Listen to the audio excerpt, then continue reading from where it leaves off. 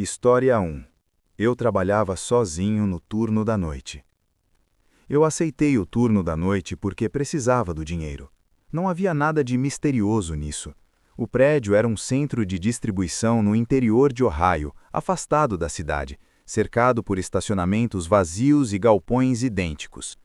Durante o dia, o lugar fervilhava de gente. À noite, ficava silencioso demais. Minha função era simples: monitorar câmeras, registrar entradas e saídas de caminhões atrasados e garantir que ninguém entrasse sem autorização. Das 10 da noite às 6 da manhã, quase nada acontecia. Era justamente isso que tornava o trabalho suportável. Pelo menos no começo. Nas primeiras semanas, o que mais me incomodava era o eco dos meus próprios passos quando eu precisava caminhar até o banheiro ou até a sala elétrica. O prédio era grande, iluminado por lâmpadas frias que demoravam segundos demais para acender por completo. Sempre que uma luz piscava antes de estabilizar, eu sentia um leve aperto no estômago, mas atribuía isso ao cansaço. Até a noite em que uma câmera se desligou sozinha. Era a câmera do corredor C, uma área onde não havia absolutamente nada além de prateleiras vazias. Nenhuma entrada, nenhuma saída. Quando a tela ficou preta, achei que fosse falha técnica. Anotei no relatório e segui em frente. 5 minutos depois, ela voltou. Mas o enquadramento estava diferente. A câmera tinha sido movida alguns centímetros para a esquerda. Não muito, o suficiente para que eu percebesse porque passava horas olhando aquelas telas. O corredor parecia o mesmo, mas algo no ângulo estava errado, como se alguém tivesse ajustado manualmente. Levantei da cadeira, caminhei até a porta da sala de monitoramento e fiquei ouvindo. Nenhum som. Nenhum passo. Nada. Naquela noite, fui até o corredor C pessoalmente. Tudo estava normal. Tranquei novamente e voltei para minha mesa. Nos dias seguintes, coisas pequenas começaram a acontecer. Portas que eu tinha certeza de ter trancado apareciam destrancadas pela manhã. Relatórios impressos surgiam fora da ordem.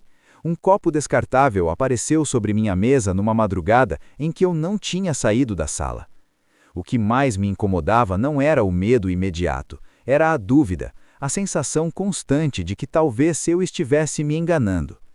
Até a noite em que vi alguém nas câmeras. Era pouco depois das 3 da manhã, o turno mais difícil, quando o corpo começa a desligar. Na tela do estacionamento traseiro, vi uma figura parada perto da cerca. Um homem, imóvel, virado para o prédio. Aumentei o zoom. Ele não usava uniforme, não era caminhoneiro, não era segurança. Apenas estava ali, parado, olhando na direção das janelas superiores. Peguei o rádio para chamar alguém, mas lembrei que eu era o único ali. Enquanto o observava, a figura deu um passo para frente, depois outro. Sempre devagar, sempre na mesma direção, até sair do enquadramento da câmera. Corri para a tela da entrada lateral. Nada.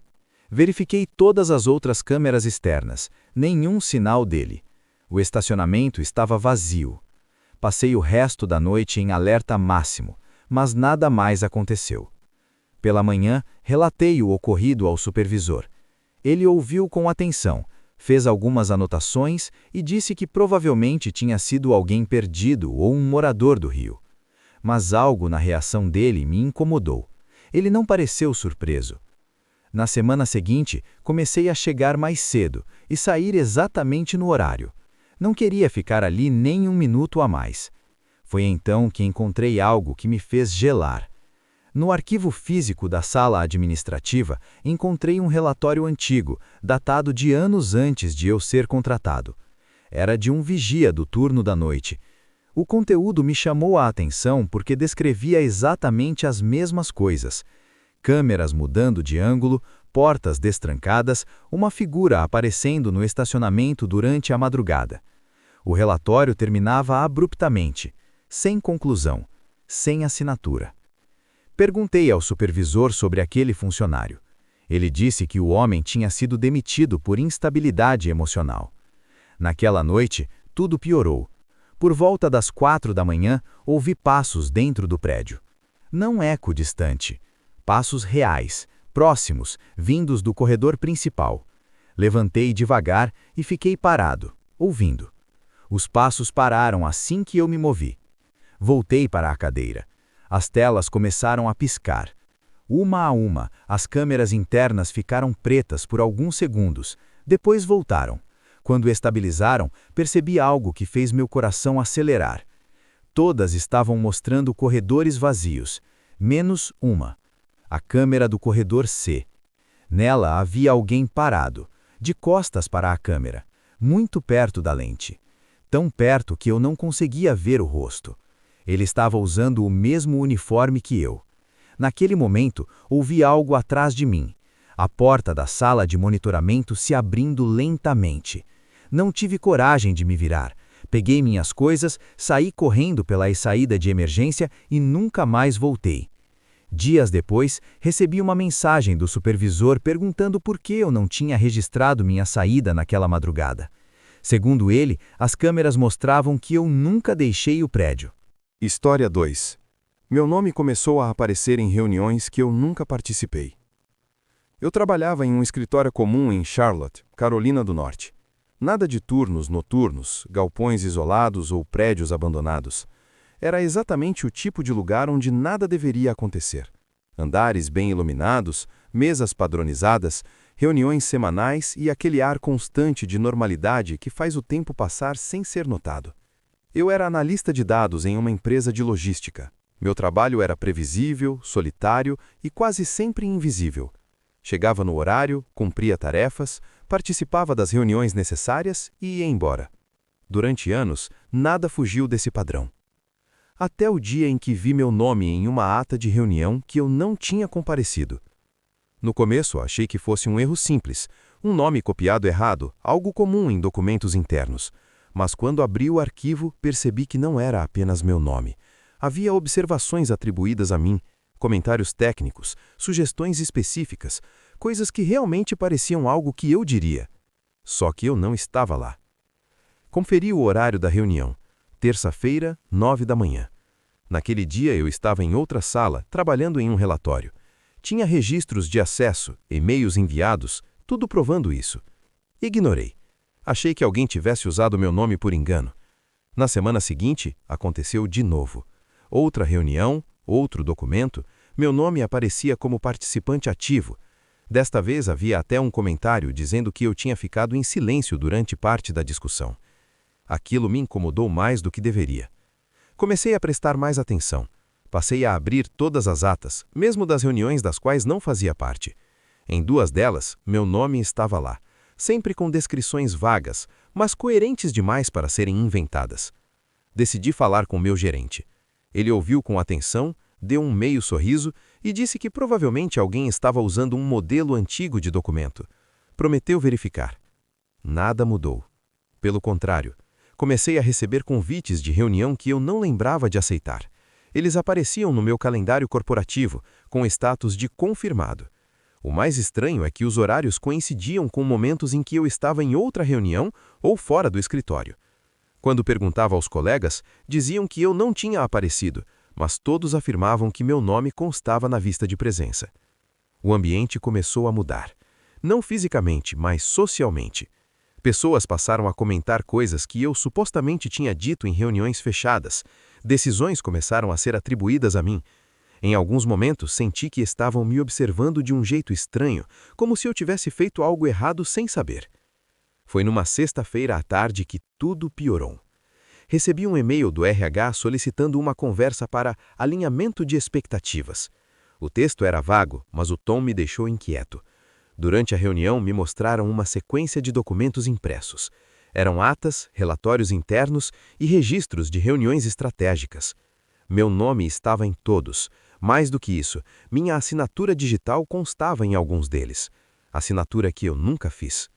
Expliquei tudo, mostrei provas de onde eu estava nos horários indicados. O RH ouviu, fez anotações e disse que investigaria. Fui liberado mais cedo naquele dia. Na segunda-feira, ao chegar ao escritório, percebi que minha mesa tinha sido reorganizada. Não de forma óbvia, mas sutil. Meu monitor estava alguns centímetros mais à esquerda, minha cadeira ajustada numa altura diferente.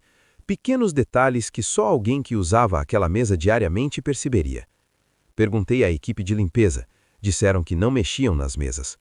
Naquela semana, decidi ficar até mais tarde. Queria ver quem estava usando meu nome. Por volta das 8 da noite, o ambiente já estava quase vazio. As luzes automáticas mantinham o ambiente iluminado apenas onde havia movimento. Fiquei sentado, fingindo trabalhar, observando os reflexos nos vidros das salas de reunião. Foi quando vi alguém entrar na sala grande do corredor. Um homem com postura familiar. Sentou-se exatamente no lugar que eu costumava ocupar em reuniões importantes. Abriu um notebook. Começou a digitar. Levantei devagar e caminhei até a porta de vidro. A sala estava iluminada, mas quando olhei para dentro, não havia ninguém. O notebook estava fechado sobre a mesa. Na tela de vidro vi apenas meu reflexo. Voltei para minha mesa com o coração acelerado. Abri meu e-mail. Havia uma nova mensagem. Convite para uma reunião extraordinária. Participantes, diretoria, gerência e eu. Horário, agora. Antes que eu pudesse reagir, as luzes do andar começaram a apagar setor por setor, até restar apenas a sala de reunião iluminada. Meu crachá vibrou levemente no bolso. Uma notificação de acesso. Meu nome acabou de entrar na sala. Eu nunca atravessei aquela porta. No dia seguinte, não voltei ao trabalho. Semanas depois, descobri que a empresa havia rescindido meu contrato por conduta incompatível com um ambiente corporativo. Segundo eles, eu participei de reuniões nas quais assumi decisões que nunca executei. Meu nome ainda aparece em documentos da empresa. Até hoje. Como se eu ainda trabalhasse lá. História 3. Algo trabalhava usando o meu acesso quando eu estava offline. Trabalhar de casa sempre foi algo que me pareceu seguro, silencioso, controlável. Eu morava sozinho em um apartamento pequeno em Portland, Oregon, e desde a pandemia meu emprego tinha se tornado completamente remoto. Analista de suporte técnico, horário fixo, tarefas claras, tudo organizado dentro de sistemas que eu conhecia melhor do que qualquer pessoa da equipe. Foi justamente por isso que percebi quando algo começou a sair do padrão. O primeiro sinal foi um e-mail automático do sistema interno, enviado às 2h17 da manhã, informando que eu havia acessado um servidor fora do meu turno. Achei estranho, mas não alarmante. Pensei que pudesse ser algum processo automático rodando em segundo plano com minhas credenciais. Ignorei. 2 dias depois, recebi outro aviso. Mesmo horário, mesmo servidor. Desta vez havia um registro de alterações feitas manualmente. Ajustes finos, específicos demais para serem automáticos. Eu não lembrava de ter feito aquilo. Abri os logs completos. O acesso vinha do meu IP residencial, do meu computador, com autenticação correta. Nenhuma falha, nenhum alerta de invasão. Segundo o sistema, era eu. Naquela noite, desliguei o computador completamente antes de dormir. Tirei o cabo da tomada, fechei o notebook, queria eliminar qualquer dúvida. Na manhã seguinte, havia um novo registro. Mesmo horário, mesmo IP, mesmo usuário. Comecei a sentir um desconforto difícil de explicar. Não era medo imediato, era a sensação de que algo lógico estava sendo dobrado sem quebrar, como se as regras ainda funcionassem, mas de um jeito que não fazia sentido. Falei com o time de TI. Eles rodaram verificações, checaram possíveis acessos remotos, malwares, espelhamentos, nada. Tudo limpo. Um deles até brincou dizendo que talvez eu estivesse trabalhando dormindo. Eu ri, por fora. Naquela semana comecei a acordar cansado demais, com dores leves nos pulsos, um peso estranho nos olhos, como se eu tivesse passado a noite olhando para uma tela brilhante. Minha rotina noturna não tinha mudado. Ainda assim, algo parecia errado no meu corpo. Foi numa sexta-feira que resolvi testar algo. Instalei um software simples de gravação de tela e deixei configurado para registrar qualquer atividade. Coloquei o notebook fechado sobre a mesa, com a câmera coberta, e fui dormir. Acordei às 3h04 da manhã com uma sensação estranha de urgência, como se tivesse esquecido algo importante. Olhei para o computador. A luz de atividade estava acesa. Eu tinha a certeza absoluta de que o notebook estava desligado. Fiquei parado, observando à distância. A luz piscava suavemente, como durante o uso intenso. Não ouvi sons de digitação, nenhum ventilador girando forte, apenas aquela luz, viva demais para um equipamento inativo. Esperei até que ela apagasse sozinha. Da manhã, abri o computador com as mãos trêmulas e verifiquei a gravação. O vídeo mostrava minha área de trabalho sendo acessada às 2h16 da manhã. Janelas se abriam, códigos eram digitados, pastas específicas eram navegadas com rapidez, como alguém que conhecia exatamente onde clicar. Tudo parecia normal, exceto por um detalhe. O movimento do cursor não era contínuo, ele se movia em linhas curtas, pausava por segundos longos demais e depois continuava, como quem estivesse usando o computador precisasse pensar antes de cada ação, como alguém aprendendo a ser eu. O vídeo durava quase 40 minutos. No final, um bloco de notas foi aberto. Nele, apenas uma linha foi digitada. Agora está funcionando melhor. Fechei o notebook e fiquei sentado na cama por um longo tempo, tentando entender o que acabava de ver. Na segunda-feira recebi elogios inesperados. Meu desempenho havia aumentado, segundo a gerência. Tickets resolvidos com mais rapidez, soluções mais eficientes, meu nome começou a circular em conversas que eu não lembrava de ter participado. O problema é que eu não me sentia melhor. Eu me sentia menos presente. Comecei a ter lapsos estranhos durante o dia, momentos em que encarava a tela sem lembrar o que estava fazendo. Às vezes encontrava tarefas concluídas que eu não recordava de ter iniciado. Naquela semana, acordei no meio da madrugada, sentado na cadeira, diante do computador ligado, com as mãos apoiadas no teclado. Não lembrava de ter levantado da cama. Na tela, um relatório estava aberto, quase finalizado. Fechei tudo em pânico e desliguei o computador da tomada novamente. No dia seguinte, fui notificado pelo sistema de segurança da empresa. Havia um acesso em andamento naquele exato momento, com meu usuário, com minha senha, enquanto eu estava lendo o aviso no celular. Entrei em contato com o RH e pedi afastamento imediato. Expliquei tudo, enviei provas, gravações, logs. Eles aceitaram o pedido sem questionar muito. Disseram que iriam avaliar internamente. Naquela noite, decidi não dormir no apartamento. Fui para um hotel. Por volta das 3 da manhã, meu celular vibrou com uma notificação do laptop. Era uma mensagem do sistema interno. Sessão encerrada com sucesso. A origem? Meu endereço residencial. Nunca mais voltei a trabalhar remotamente. Meses depois, recebi um e-mail automático da empresa informando que minha conta havia sido finalmente desativada por inatividade prolongada. O horário do último acesso constava no relatório. 2h17 da manhã. Mesmo horário de sempre. E às vezes, quando acordo no meio da noite, sinto meus dedos doerem, como se eu ainda estivesse digitando.